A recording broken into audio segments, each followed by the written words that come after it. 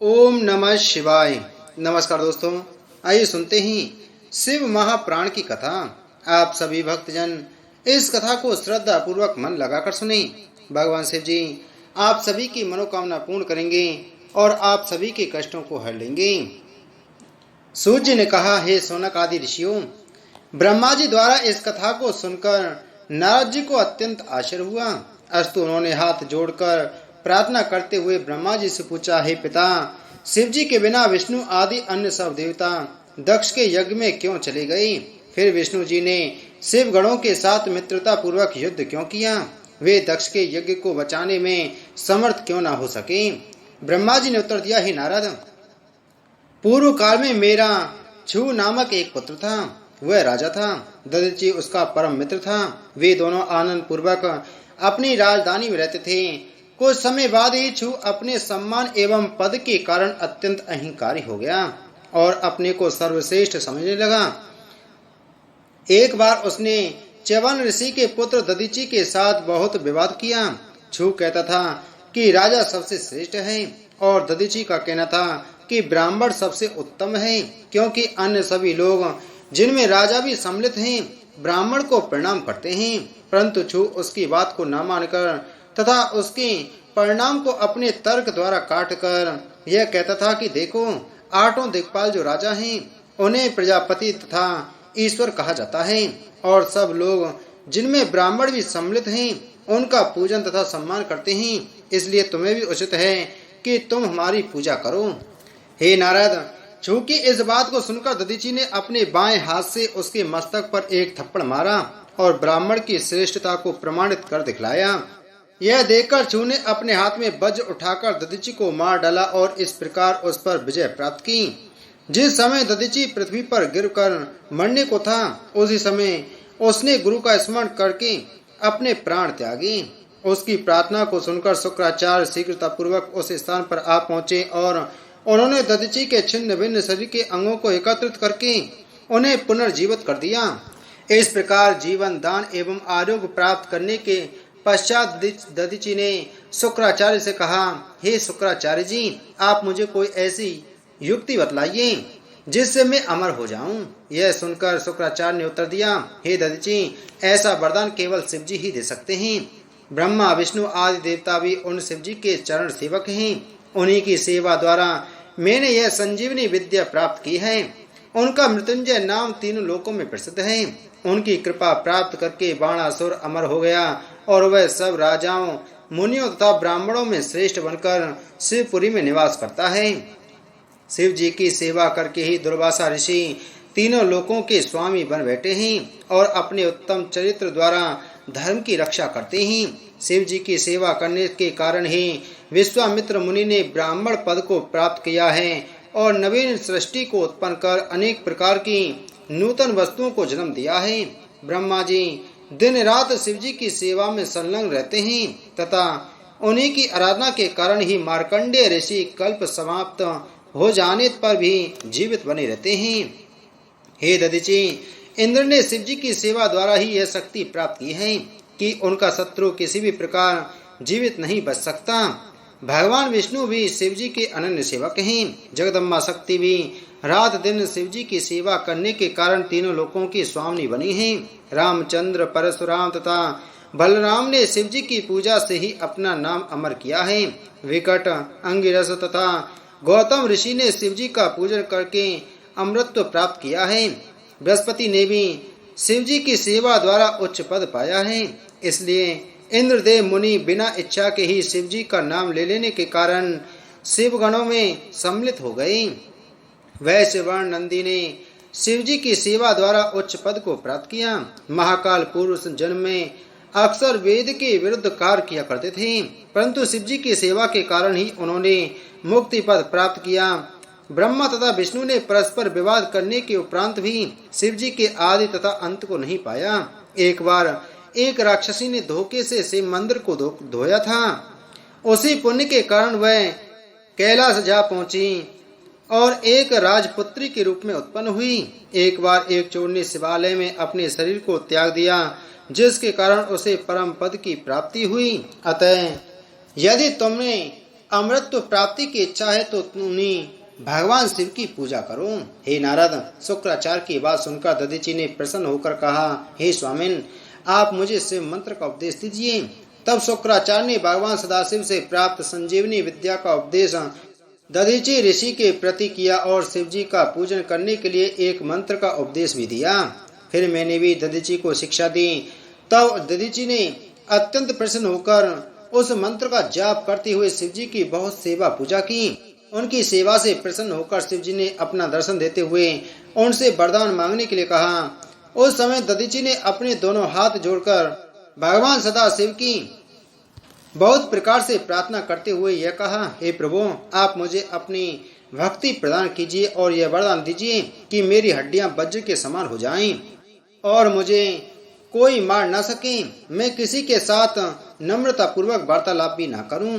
दधीचि ऋषि की प्रार्थना सुनकर शिव जी ने हंसते हुए उन्हें ये 3 वरदान दिए। तदुपरांत दधीचि राजा छू के पास जा पहुंचे और पहुंचते ही उन्होंने उसके मस्तक पर एक लात मारते हुए कहा, यह कौन पड़ा हुआ है? यह देखकर छू ने भी अत्यंत क्रुद्ध हो दधीचि के ऊपर अपने वज्र का प्रहार किया, परंतु उसका कोई फल नहीं निकला।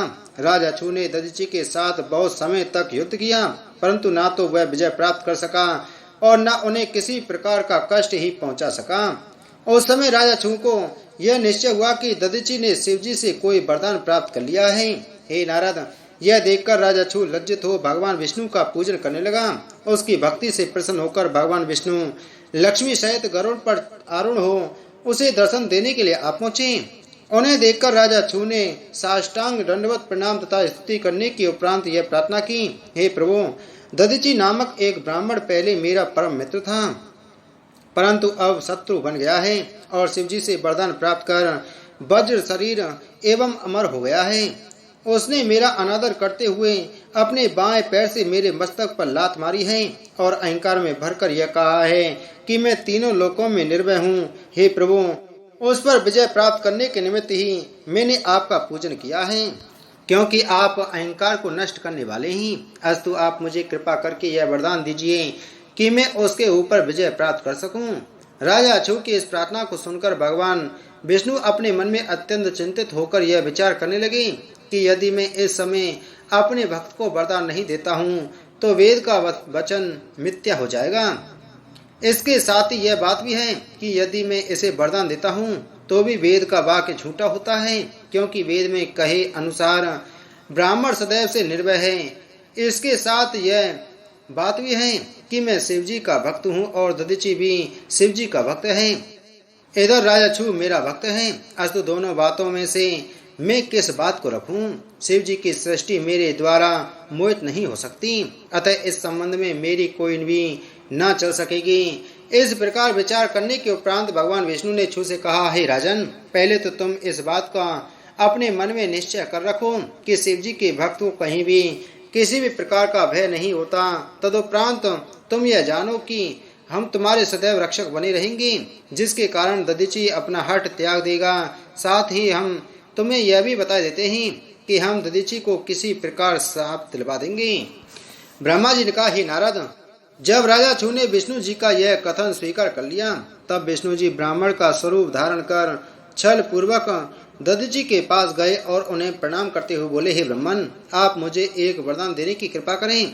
अपने भक्त के मनोरथ की प्राप्ति के हेतु जब विष्णु जी ने इस प्रकार कहा, उस समय उनके तात्पर्य को जानकर दधीचि ने निर्भय होकर इस प्रकार उत्तर दिया, हे विष्णु, मैं आपको पहचान गया हूँ। मेरे ऊपर शिवजी की कृपा है, अतः मैं प्रत्येक बात को भली भांति जान लेता हूँ।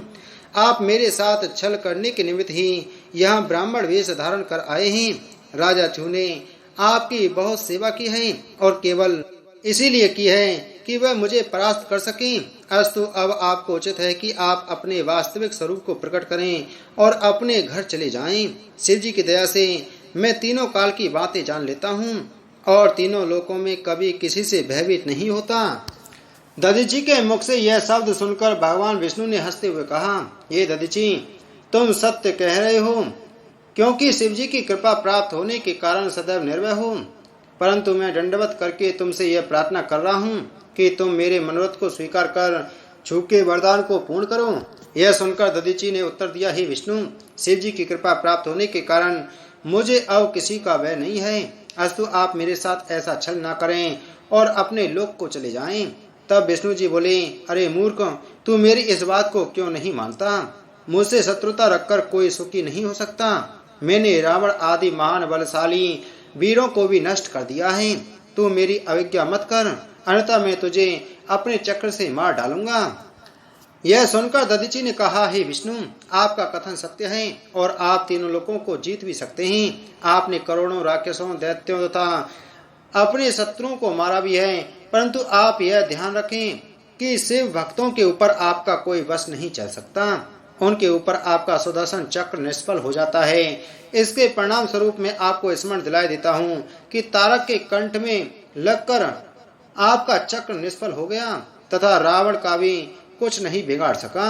जिस समय आपने अपने चक्र को निष्फल होते हुए देखकर रावण को मारने के लिए शिवजी का पूजन किया और उन्होंने प्रसन्न होकर आपको अमोद वाण तथा आज्ञा दी, तभी आप रावण पर विजय प्राप्त कर सके थे।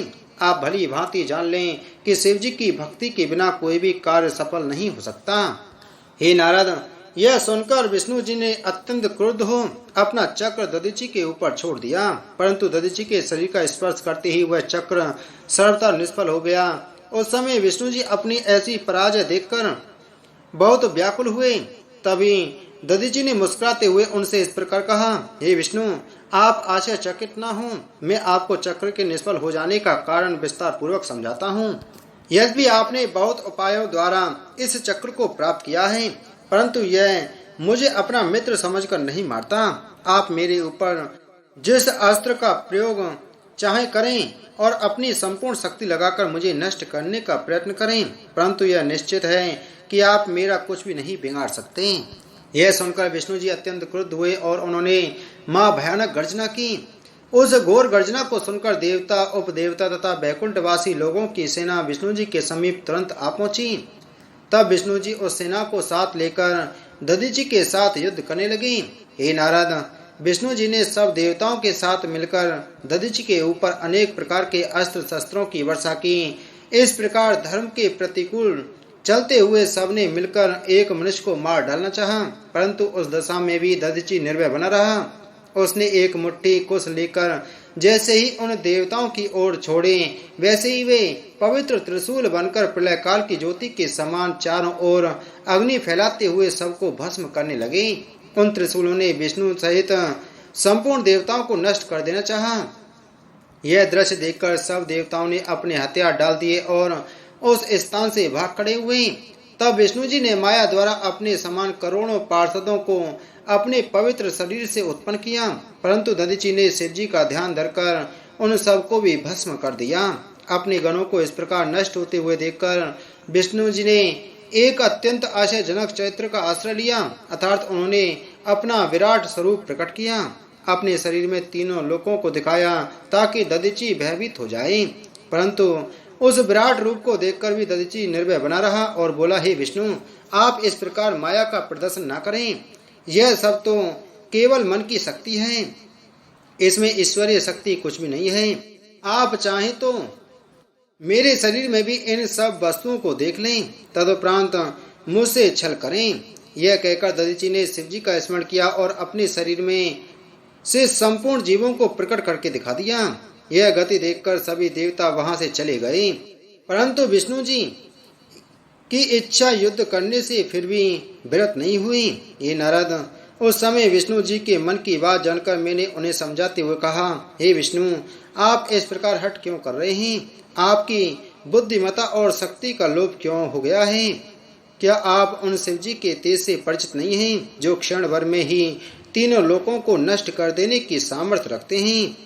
मेरी बात सुनकर विष्णु जी ने युद्ध बंद कर दिया, फिर हाथ जोड़कर छू को आगे कर दधीची की प्रशंसा करते हुए कहा, हे दधीची, छू आपकी शरण में आया है और उसने अपने हट को त्याग दिया है।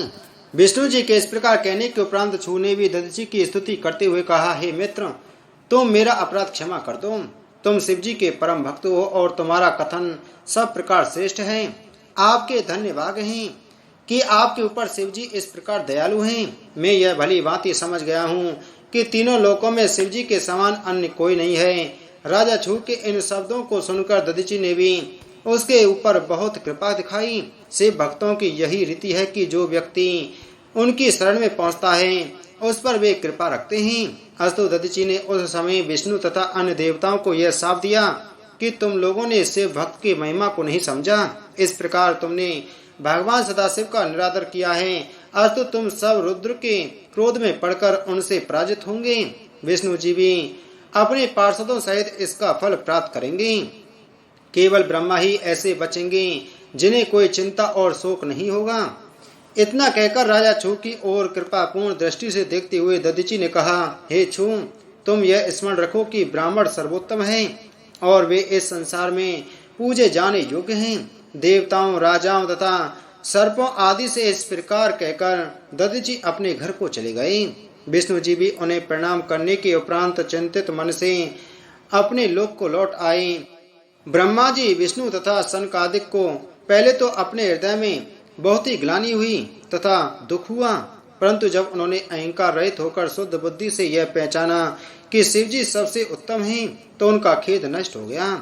जिस स्थान पर दधीचि के साथ देवताओं का युद्ध हुआ था वह स्थान हरपुर तीर्थ तथा स्थानेश्वर के नाम से प्रसिद्ध है।